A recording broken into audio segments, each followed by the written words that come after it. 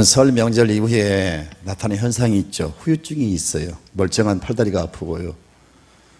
또 신앙인들은요, 분명히 영적으로 게을러지고 나태해지고 그런 경향이 있어요. 마음이 풀어져 가지고요.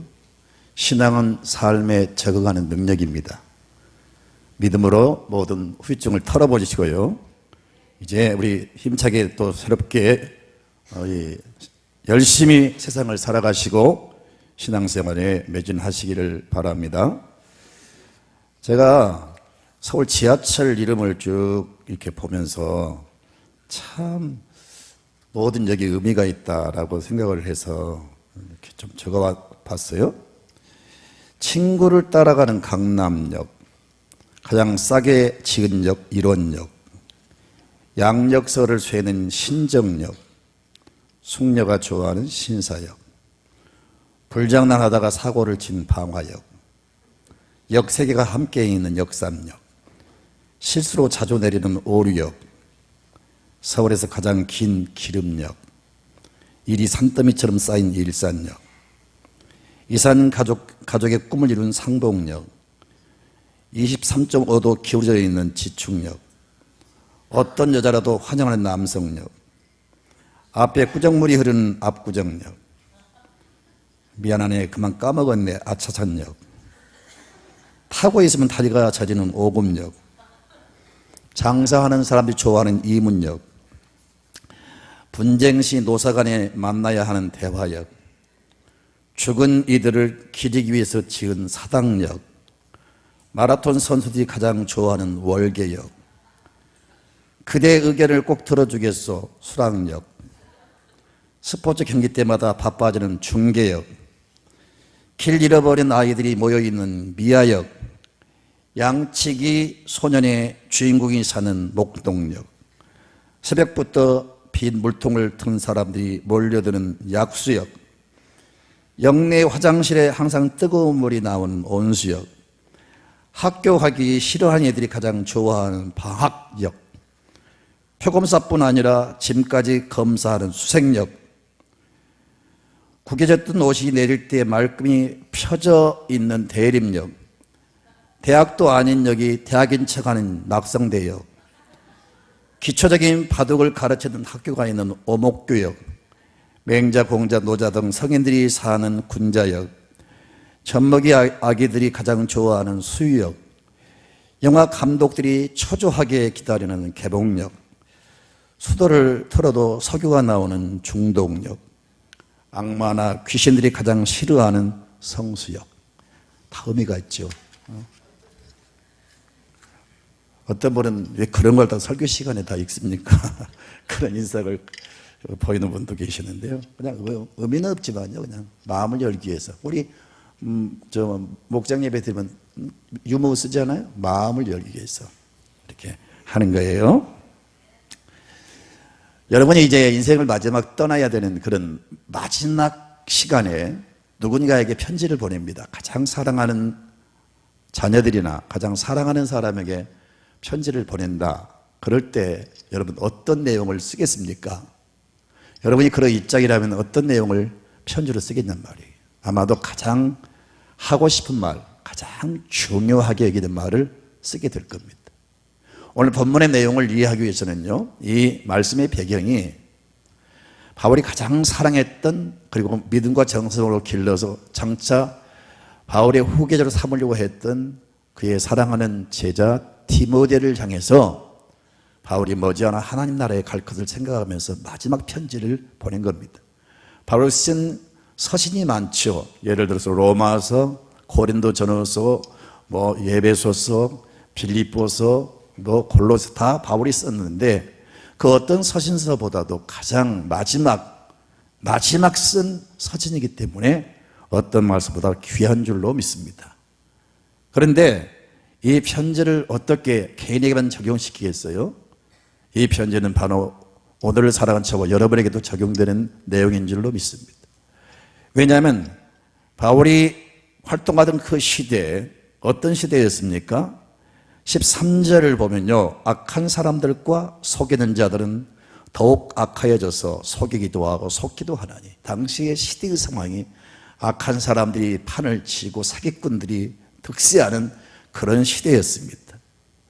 이런 시대를 살아가는 디모데가 앞으로 어떻게 해야 이 시대를 이기며 주어진 사명을 감당할 수 있느냐 하는 그 비결을 말씀하고 있는 거죠. 그런데 조금 전에 말씀을 드린 대로 이 말씀은 바울이 디모데에게만 그 개인적으로 향하여 말씀하신 게 아니고 이 시대를 살아가는 저와 여러분에게 동일하게 주신 말씀입니다.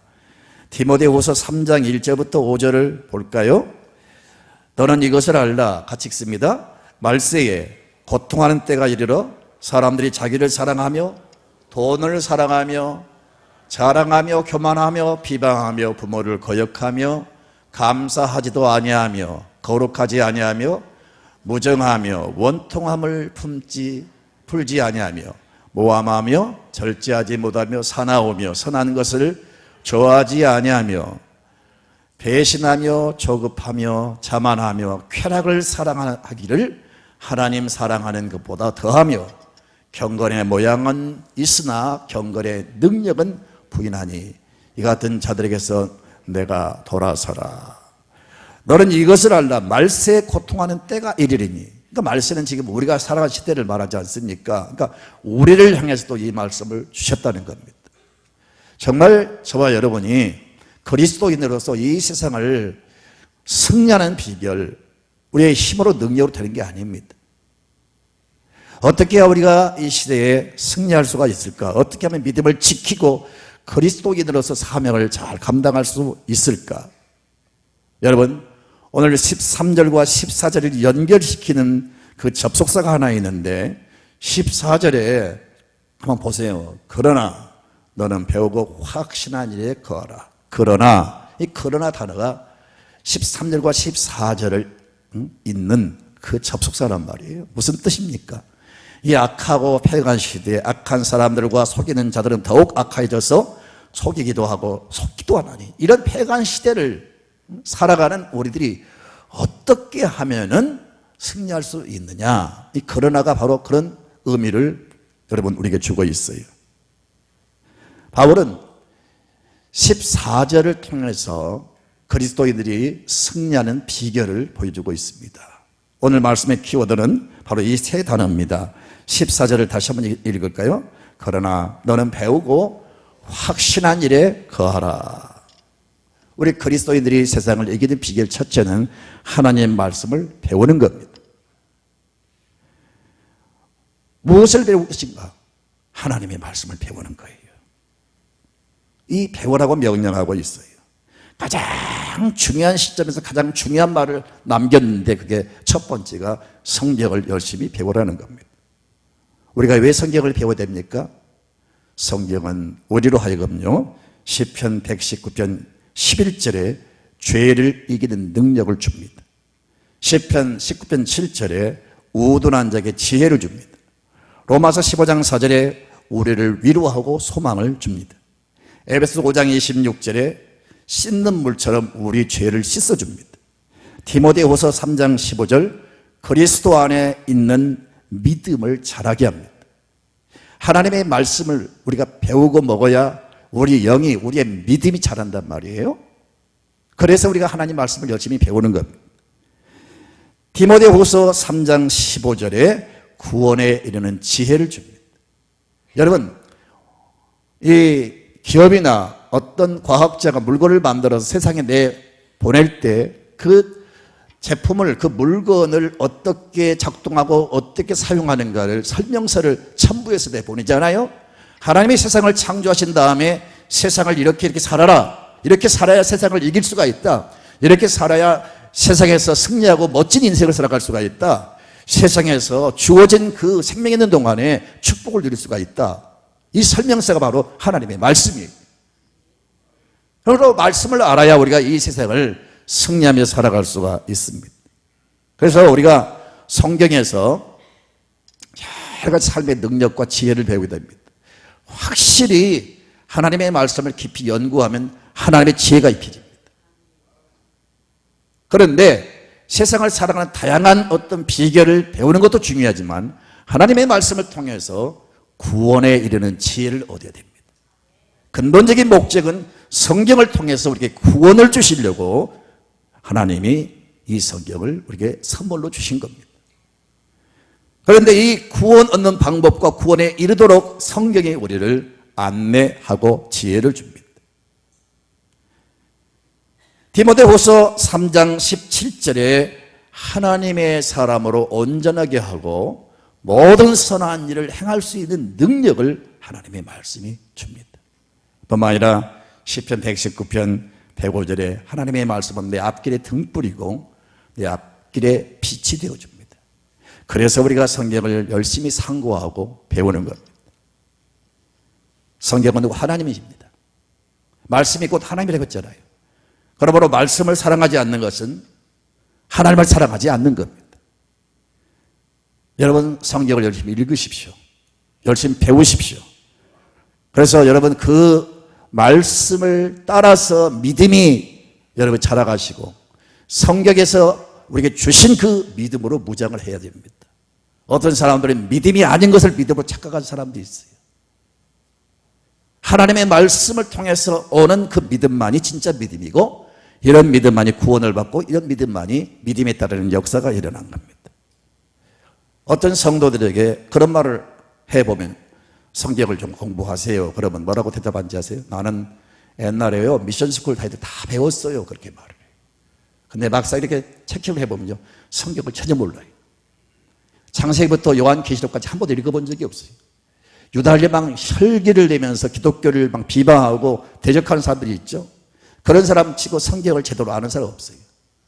적어도 성경을 열심히 읽고 성경에서 무엇이 문제이고 무엇이 모순인가를 알고 기독교를 대적해야 되는데 무작정만 기독교를 대적하는 사람들이 있어요. 성경을 모르는 사람들입니다. 한 번도 하나님의 말씀을 접해본 적이 없어요. 그러니까 무식이 담대함이라고 그렇게 모르면서 대적하는 것은 자기 자신의 무식의 여러분 단면을 보여주고 있는 겁니다.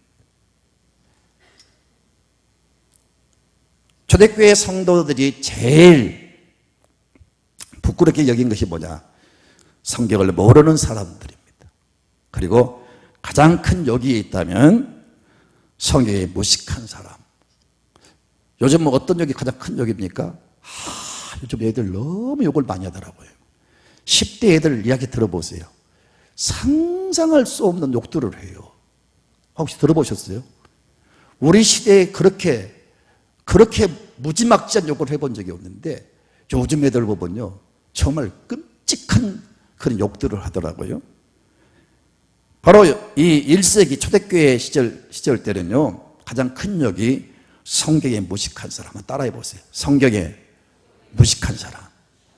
이게 가장 큰 욕이라는 거예요. 여러분 성경을 알고 있습니까? 우리가 초대교회를 살아간다면요 우리는 무식한 사람이에요. 우리는 욕먹을 사람이에요. 초대교인들의 그 신사, 영국 신사, 신사란 말은 좋잖아요.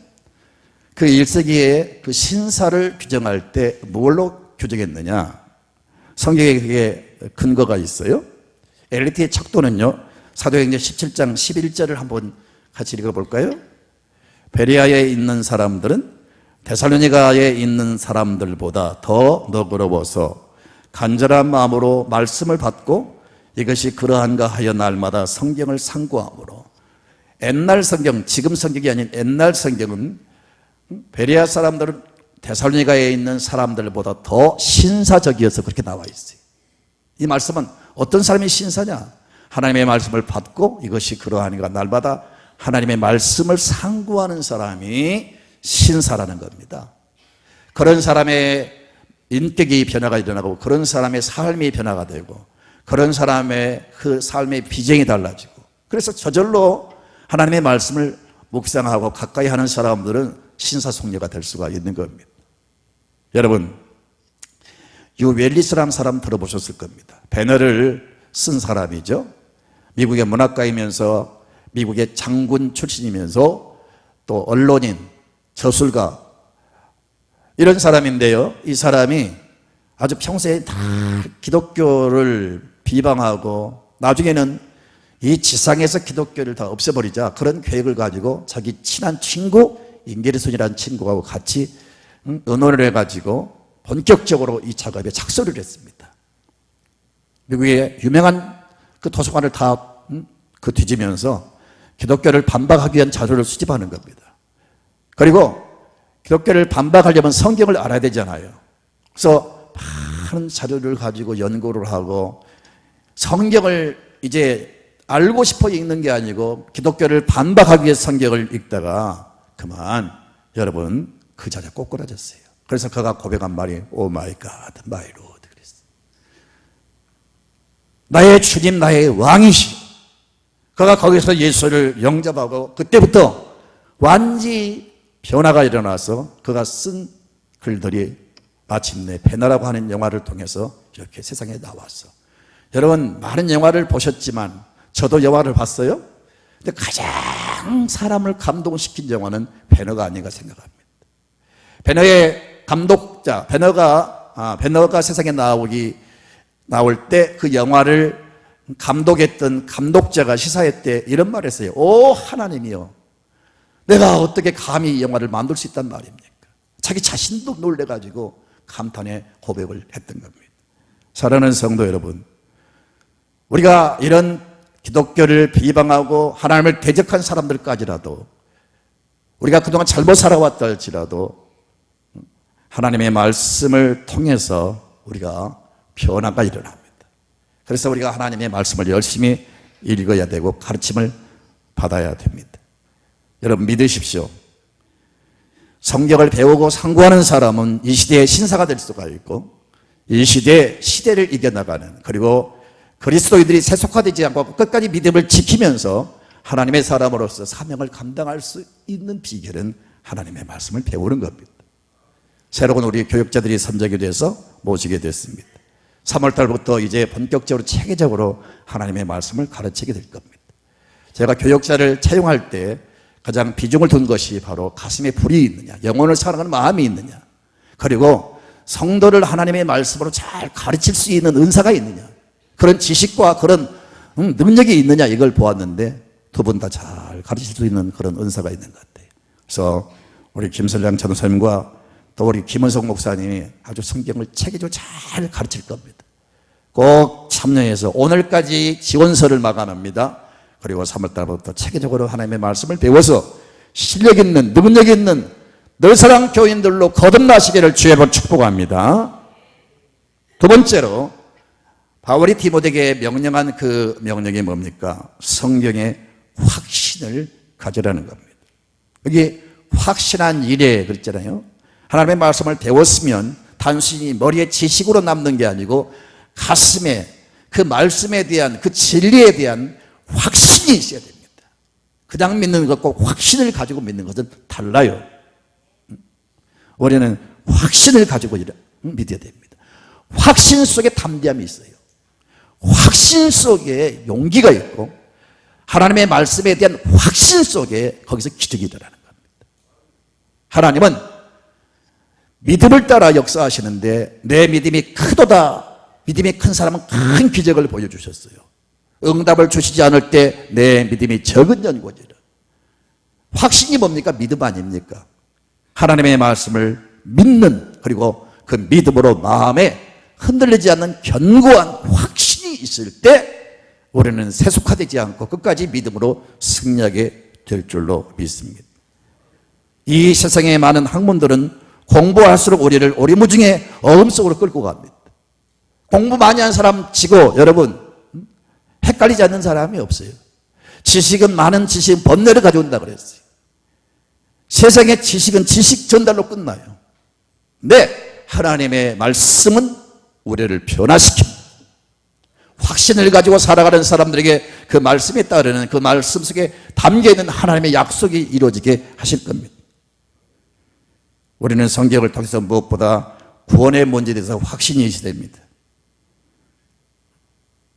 아무리 우리에게 유혹하고 아무리 거센 핍박과 환란이 일어나도 예수 믿고 구원받았다는 확신이 우리 가운데 있어야 됩니다. 지금 시대를 가리켜서 에릭 프롬 같은 사람은 뭐라고 했습니까? 불확실성의 시대를 살아가고 있다고 했잖아요. 어떤 미국의 저명가는 그런 말을 했어요. 이 세상에 확실한 것은 아무것도 없다. 단 확실한 것은 모든 사람은 반드시 죽는다는 것, 그리고 두 번째는 사람은 반드시 세금을 내야 된다는 것. 이것 외에는 확실한 것이 없다는 거예요. 좀 과장된 말이지만 여러분, 세상은 다 변합니다. 다 변하고 오늘 새로운 것은 내일 가면 낡아지고 다 부패하고 썩어지고 사라지고 망가지고 깨집니다. 그러나 예수님께서 말씀하시기를 천지는 변하지만 천지는 변하겠거니와 하나님의 말씀은 1.1도 변하지 않는다 그랬어요. 하나님 말씀만이 우리가 붙들고 살아갈, 우리를 살리는, 우리에게 구원을 보장하는, 축복을 보장하는 그런 말씀이니까 말씀을 배우시고 그 말씀을 꽉 붙잡고 살아가세요. 그래서 나는 확신합니다 늘 고백하면서 여러분 힘있게 살아가시기를 바랍니다. 바울 된 것은 뭐냐? 로마서 8장을 보면 내가 확신하노니, 따라합시다. 내가 확신하노니 나를 그리스도의 사랑에서 끊을 자가 아무도 없다. 내가 확신하노니 사망이나 생명이나 높음이나 깊음이나 장래일이나 현재일이나 이 세상의 어떤 것도 나를 그리스도 예수 안에 있는 하나님의 사랑에서 끊을 자가 없다. 그래도 확신이 있었기 때문에 바로 그 시대에 엄청난 능력을 발휘할 수가 있었습니다. 하나님께서 이 성경을 주신 목적이 뭔지 아세요?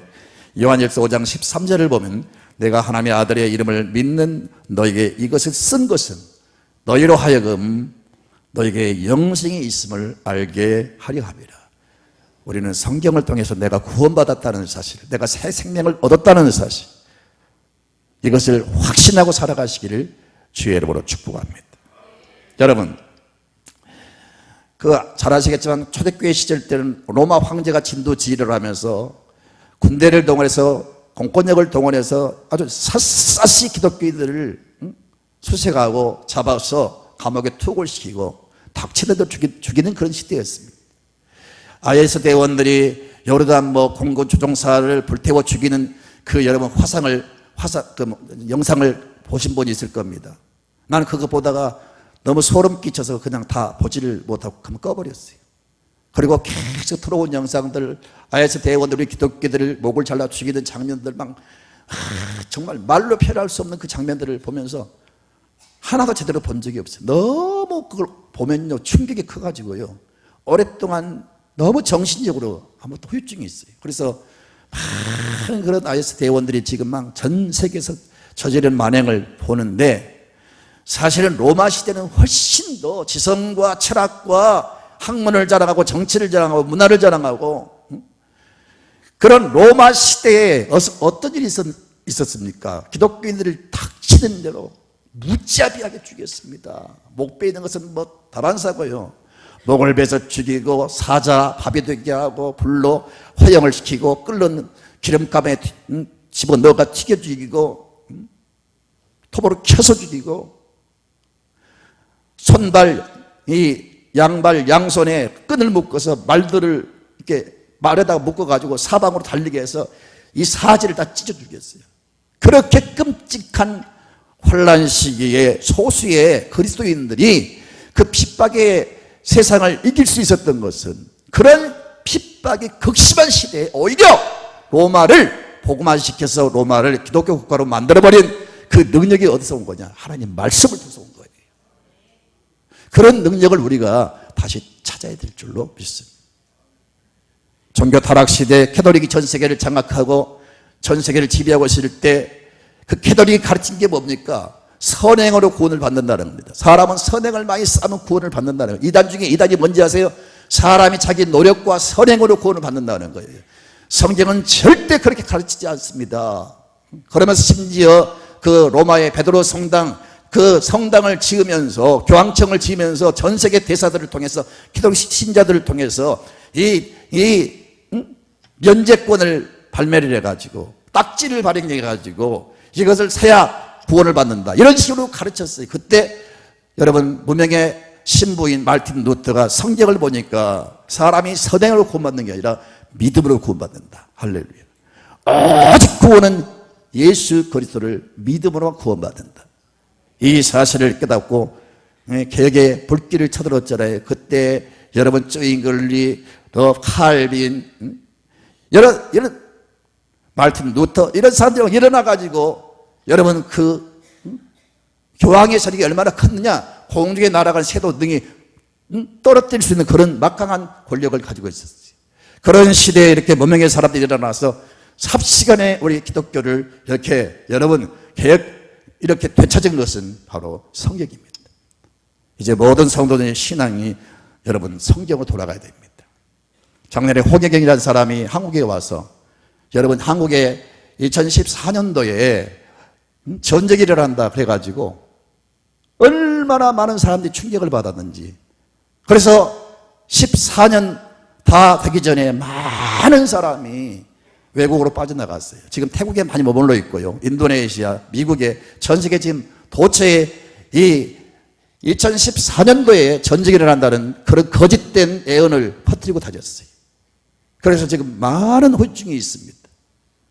요즘 많은 사람들은 무슨 예언한다 뭐 한다 막 그런 사람을 쫓아가는데 믿지 마십시오. 가지 마십시오. 혈되지 마십시오.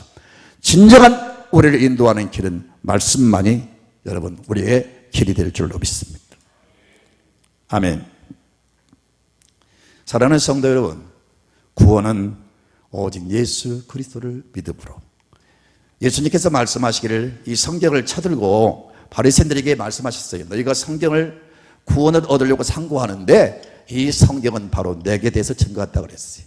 성경을 주신 목적은 바로 그리스도를 알게 하고 그리스도로 인해서 구원받게 하는 것입니다. 이 사실을 믿으시기 바랍니다. 요한복음 3장 16절을 같이 읽을까요? 하나님이 세상을 이처럼 사랑하사 독생자를 주셨으니 이는 그를 믿는 자마다 멸망하지 않고 영생을 얻게 하려 하심이라. 하나님이 예수님을 이 땅에 보내신 목적은 모든 사람을 구원하기 위함입니다. 구원자는 오직 예수 외에는 없습니다. 하나님이 이 땅에 구원을 제시하는 길은 오직 한 길, 예수를 통해서만 구원받는다는 것. 온 우주의 왕 대신 온 우주를 통치하신 하나님께서 인간을 구원하는 방법은 딱 한 가지를 제시했습니다. 오직 예수. 예수님께서 이 땅에 오셔서 요한복음 14장 6절에 그렇게 말씀하셨어요. 자, 예수께서 이르시되 내가 곧 길이요 진리요 생명이니 나로 말미암지 않고는 아버지께 올 자가 없다. 예수만이 길이고 진리고 생명입니다. 여기저기서 이단들이 혹은 여러분 이상한 사람들이 자기를 따라야 구원받는다고 말합니다.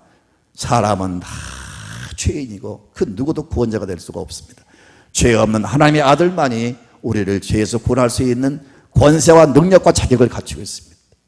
그래서 사도행전 4장 12절에 쐐기를 박아버립니다. 다른 일로서는 구원받을 수 없다. 같이 읽습니다. 다른 일로서는 구원받을 수 없나니 천하 사람 중에 구원을 받을 만한 다른 이름을 우리에게 주신 일이 없습니다. 오직 예수님만이 우리의 구원자가 됩니다.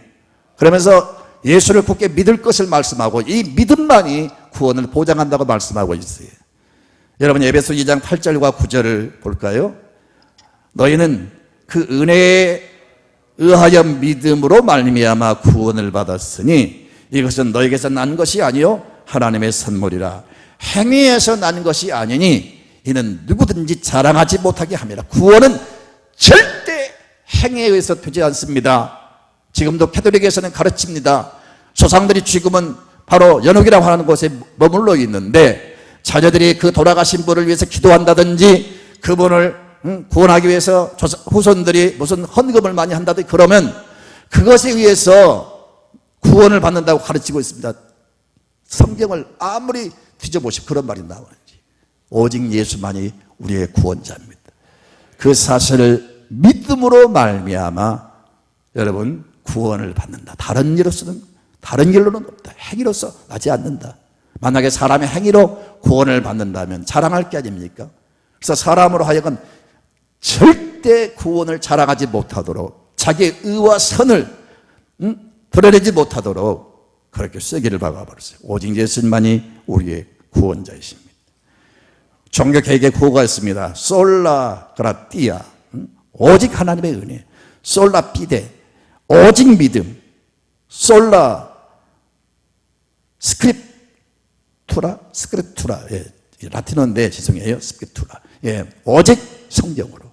그래서 구원은 오직 하나님의 은혜와 오직 믿음, 오직 성경으로만 가능합니다. 아멘입니다. 이 사실을 우리는 확신하고 있어야 됩니다. 아멘. 성경을 통해 배우신 하나님이 어떤 분인가를 확신하고 성경을 통해서 살아가는 방법에 대해서 여러분 확신하고 있어야 됩니다. 이것이 말씀을 얘기하는 비결이에요. 세 번째는 뭘 이야기하고 있습니까? 거라 그랬어요. 성경을 배우고 확신하는 것으로만 아니고 뭐라고요? 거라. 이 말씀은 그 성경이 교훈하는 그 안에 계속 머물러 있으라 그런 말씀이고요. 하나님의 말씀을 통해서 배웠으면 깨달았으면 이제는 삶에 적용하여 순종하라 그런 뜻입니다. 하나님의 말씀을 이제 순종해야 됩니다. 성경을 끼고만 다니지 말고요. 성경을 쳐박아두지 마시고요. 성경을 가까이 하시고 늘 배우시고 확신하면서 깨달았으면 이제 내가 믿는 것을 삶에 적용을 해야 됩니다. 적용해서 순종하십시오. 순종이 신앙의 열매입니다. 아멘입니까? 순종이 내가 하나님을 사랑한다 하는 것을 증거로 보일 수 있는 거예요. 그래서 순종은 제사보다 낫다 그랬어요. 순종은 믿음의 진수란 말이에요. 그래서 우리가 하나님 믿는다고 하면서 하나님의 말씀을 지키지 않는 것은 그 가짜 믿음입니다. 하나님이 인정하는 하나님의 합격 이렇게 우리에게 그렇게 판정할 수 있는 순종의 단계까지 가시기를 바랍니다. 성경 공부의 올바른 그 목표는 바로 우리 삶에 적용하는 겁니다. 그래서 바로 현대 교육은 여러분 지식전들만 하지 목표가 없잖아요. 근데 하나님의 말씀은 우리에게 가는 길을 알려주고 어떻게 살 것인가 삶의 분명한 목표를 제시합니다.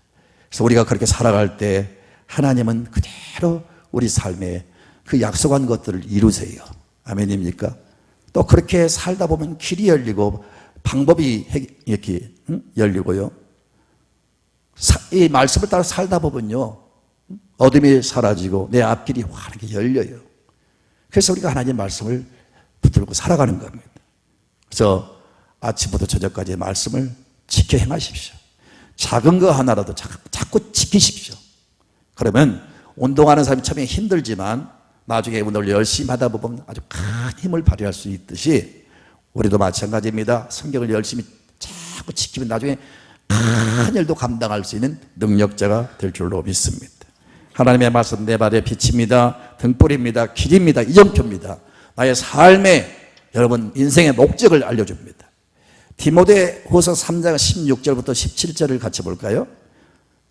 시작. 모든 성경은 하나님의 감동으로 된 것으로 교훈과 책망과 바르게 함과 의로 교육하기에 유익하니 이는 하나님의 사람으로 온전하게 하며 모든 선한 일을 행할 능력을 갖추게 하려 함이라.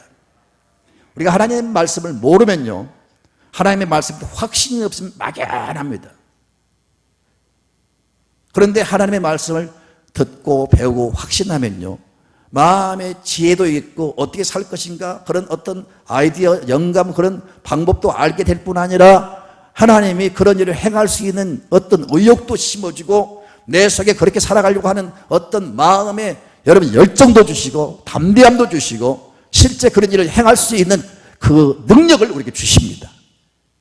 그래서 하나님의 말씀으로 말미암아 산다 그랬어요. 사랑하는 성도 여러분, 세 번째 당부하신 말씀을 잘 우리 귀담아 들읍시다. 말씀을 지켜 행하십시오. 말씀을 따라 살면 인생은 어떻게 살 것인가, 어떻게 죽을 것인가, 인생의 축복과 성공적인 삶을 보장할 줄로 믿습니다. 하나님이 여호수아를 세우시면서 당부하신 말씀이 있어요. 여호수아 1장 7절부터 8절을 소리내서 읽을까요? 시작.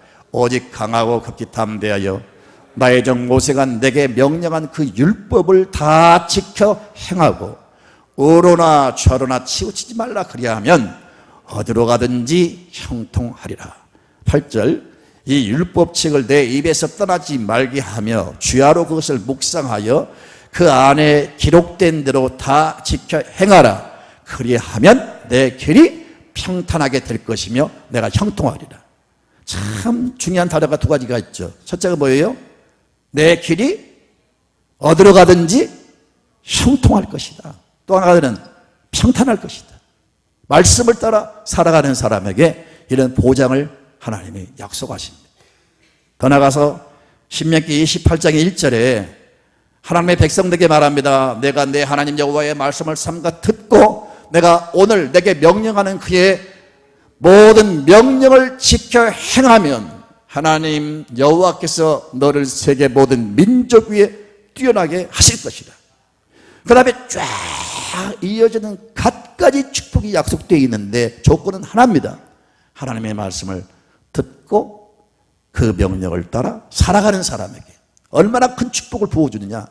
다는 아니겠지만 하나님이 올리시면 세계 민족 위에 뛰어날 정도로 올려버리는 겁니다. 갖가지 축복을 약속하셨는데 다른 거 아니에요. 말씀을 따라 순종하는 사람들에게 이 축복을 약속했어요.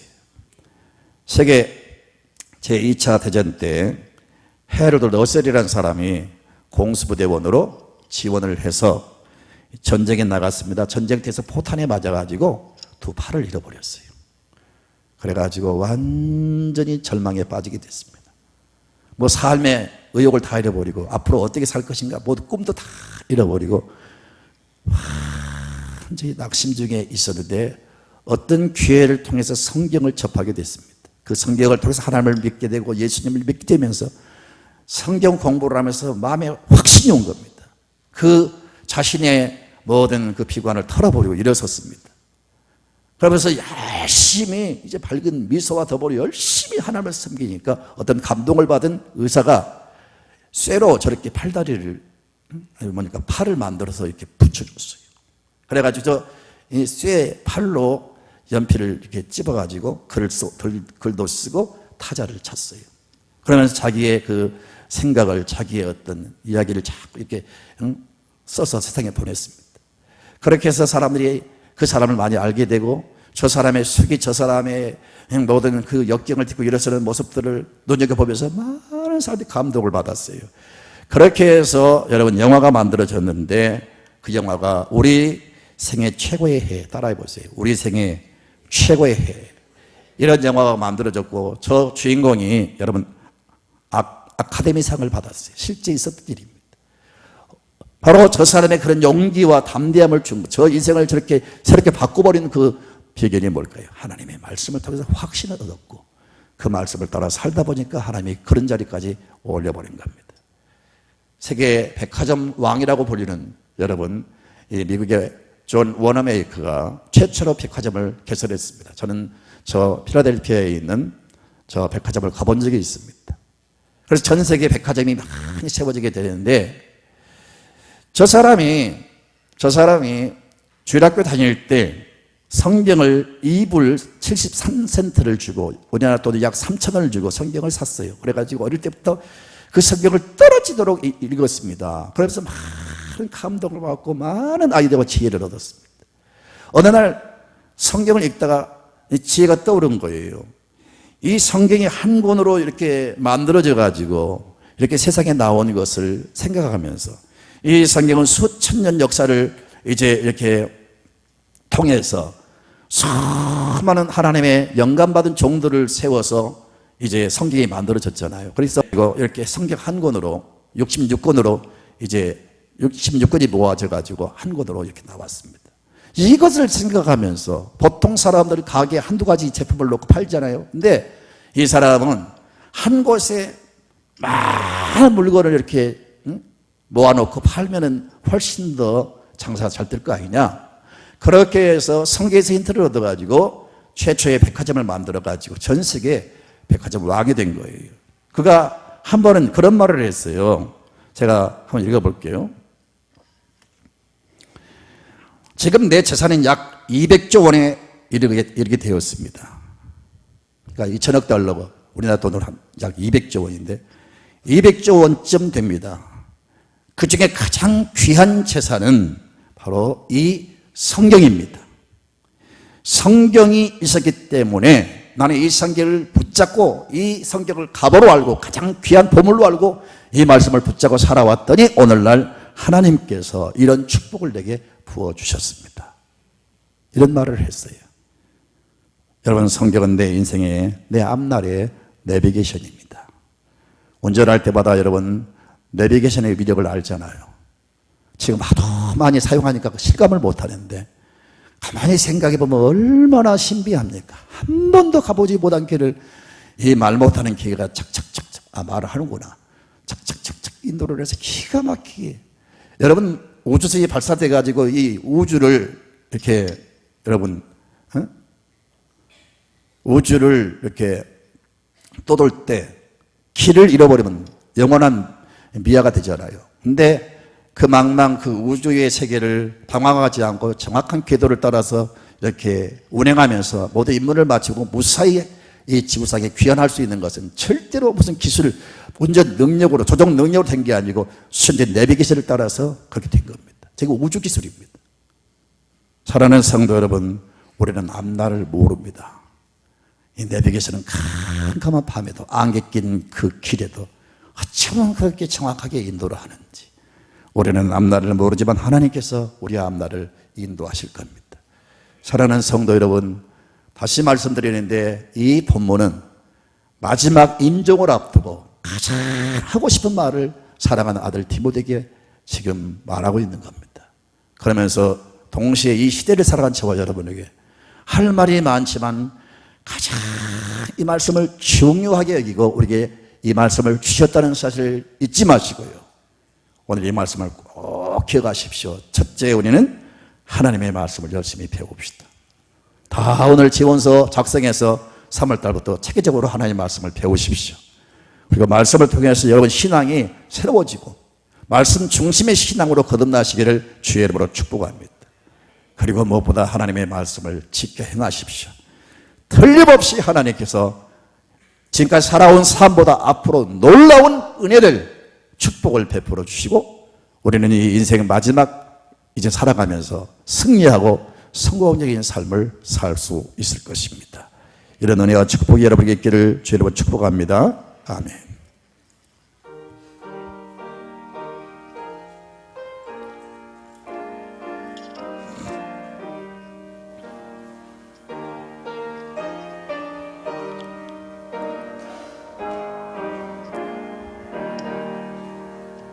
믿는 사람들은 주의 군사니